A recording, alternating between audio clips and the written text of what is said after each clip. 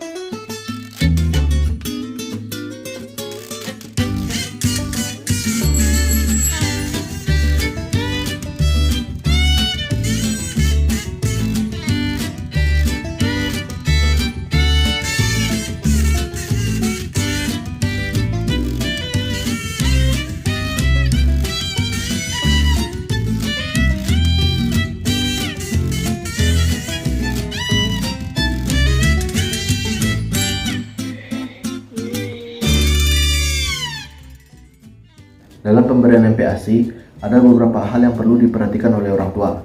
Yang pertama, konsisten. Misalnya konsisten dalam jadwalnya. Anak diberi makan 3 hari sehari, di waktu pagi, siang, dan juga malam. Maka setiap harinya orang tua harus berkomitmen untuk memberi makan MPASI di waktu yang sama setiap harinya. Yang kedua, pemberian MPASI harus dilakukan dengan keadaan sabar dan juga tidak boleh memaksa anak untuk makan.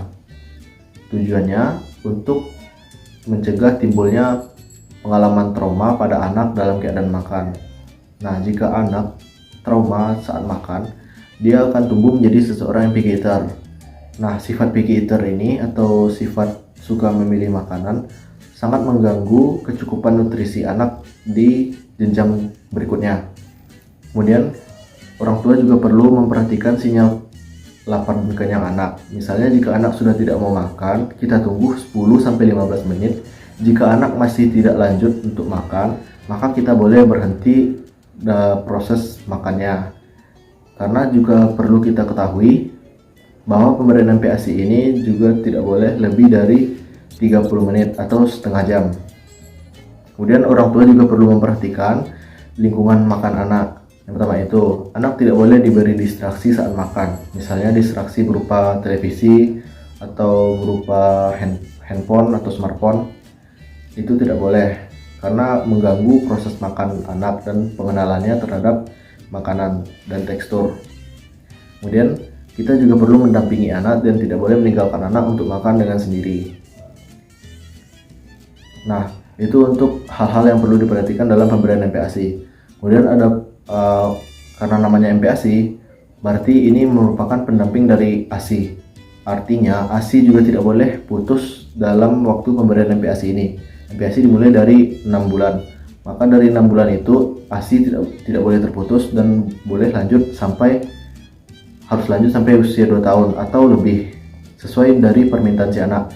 Kenapa itu? Karena ASI ini dia memiliki cukupan nutrisi yang bisa memenuhi kebutuhan dari anak di usia 6-9 bulan. Itu bisa mencukupi lebih dari setengah kebutuhan anak. Di usia 9-12 itu bisa mencukupi setengah dari kebutuhan anak. Dan juga di usia 12-24 bulan itu bisa mencukupi sepertiga dari kebutuhan nutrisi anak. Maka dari itu, pemberian ASI ini penting dan perlu kita garis bawahi dan tidak boleh terputus sampai usia 2 tahun. Jika anak masih butuh ASI di usia 2 tahun ke atas, itu boleh dilakukan, tapi sifatnya lebih opsional.